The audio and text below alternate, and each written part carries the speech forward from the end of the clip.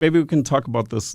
We have the Model 3, for example, the compact, and what else? The Cybertruck, and how do you view this? I think they describe it. Yeah, sure. I think they described it very well. We're in between two growth curves. So we had the initial growth curves with the very initial one with the S and the X, and then now 3 and Ys.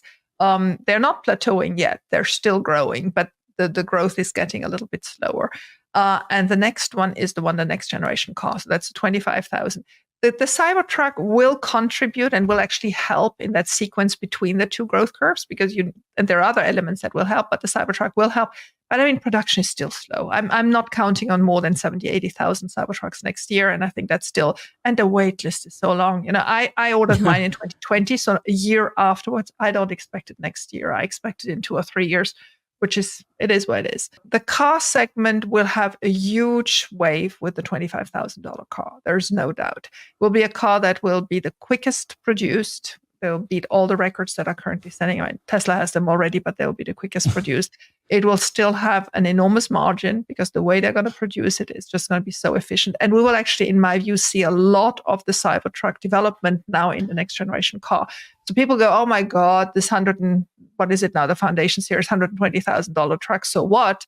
Well, it's not that. It's that it was the tool to try out so many other things. And so many of these other things will then figure in the next generation car. The next generation car will also be a van, in my view, and I think there will be other sizes that will be adopted. So it will be the whole unboxing model will be rolled out in quite a couple of formats and correspond to different markets. And so that will be the next really huge growth wave in Tesla, but it will be accompanied by so much more, right? I spoke earlier about the energy. The energy is going to help in that middle segment between the two growth waves, but it will thereafter be much bigger.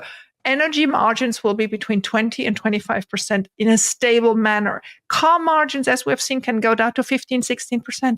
It's okay. It's still a good margin. Talk to any grocery store and ask them if they want 15%. Yeah. I mean, it drives me crazy when people say, oh my God, it's only 15%.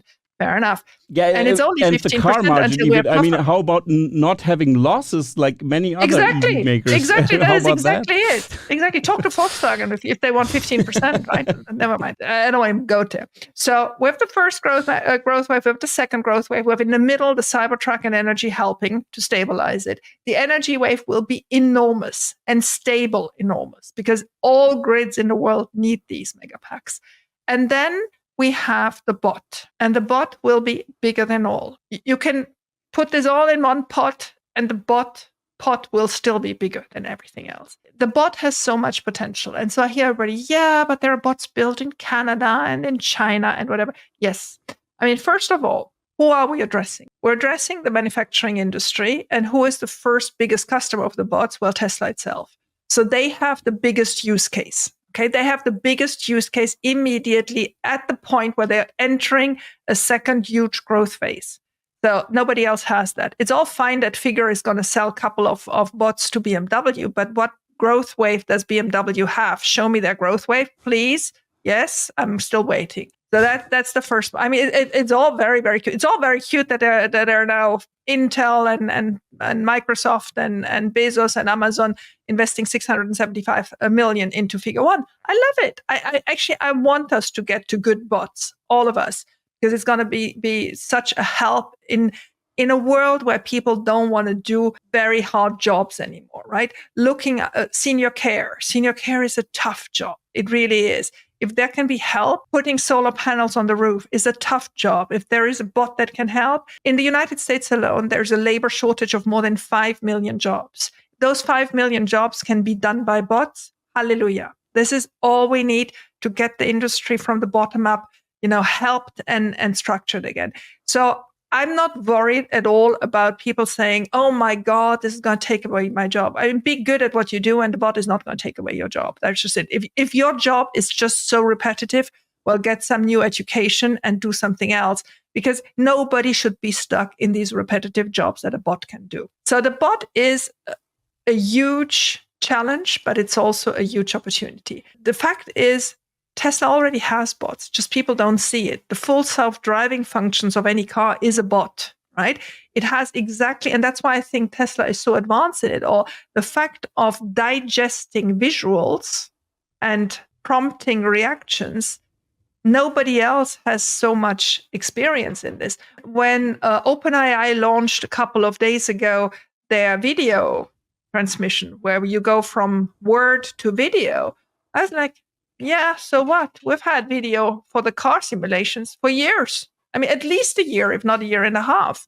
Yeah. So the thing is, other than those that follow Tesla very, very closely, nobody understands what Tesla has in the books, right? And Tesla is very much advanced on that. Tesla has the use case for the bot. Tesla has the car that is getting to perfection, right? Version 12, even from the huge critics, I'm seeing very good videos now saying they're really pleased on how it handles LA traffic going through 8 lanes, whatever, everything perfect. So when I compare all that, the biggest of all growth waves will be the AI growth wave, which is FSD for the cars and bots for labor. And the ones that can build the best cars are the ones that are going to build the best bots. And I'm going to get a little bit political. I don't think that Tesla FSD will be allowed to drive on Chinese roads. But I also don't think that BYD FSD will be allowed to drive on European and American roads.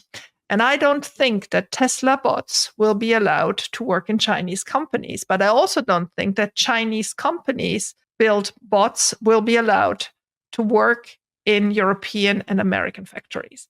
So I think there's going to be a divide. The Chinese are going to build for China in those cases, and their closest allies, and the Europeans and Americans are going to build for the European and Americans and their allies, because the bots will have so much insight. I mean, just imagine a bot in your home. This is not like a phone. This is a thing that sees and reacts. And I'm not sure I would be very comfortable with having a non-Tesla bot in my home. I would be very comfortable with having a Tesla bot doing my ironing. There's no problem. But you see, that I think we will get into zones where we'll have to ask ourselves to make choices. And in that environment, I do believe Tesla is the only one that ticks all the boxes for the users of the market. Yeah, especially when you compare it with the global competition, actually, that even the political will to support Tesla will maybe change also in the US, even if it's what side of the political spectrum you're on. I think when you compare with the global things happening and the competition, then kind of you have to go with the one that is already in your country and performing like crazy, like a powerhouse. Yeah. We also heard some interesting stuff that also the Biden administration kind of now switched a little bit and talked like, we're a little bit critical of GM. That's something I've read. I don't know if you've heard about that, but that they kind of have a falling off with the GM structure they had before, and but let's maybe see how they didn't it's contribute enough to his presidential run. maybe. Yeah, but I think it's very interesting. Also, you've touched on interesting points here. I also think that the Cybertruck is like kind of a Trojan horse because it already has so much technology that's going to be used in the newer iterations of the cars. And yes, the holy grail, of course, is the unboxed process, and not even talking about all the AI and Tesla bot things. That already it will be a game changer, especially when they introduce steer-by-wire and brake-by-wire. Then they have like a platform where they can just build anything they want in between. Just put the batteries in between. They can even build a bus if they like. It's way simpler because then they have their modular platform, a real modular platform finally, and then every car category will be tackled. And I think we're going to see more and more utility vehicles as well. That's something I could see, especially with the van, and based on the Cybertruck, having a van for Europe will be a no-brainer. Maybe not stainless steel. Who knows? We're still waiting for the crash tests here, and I know that the lawyers actually are working furiously on getting this thing to European roads. So that's a good thing. But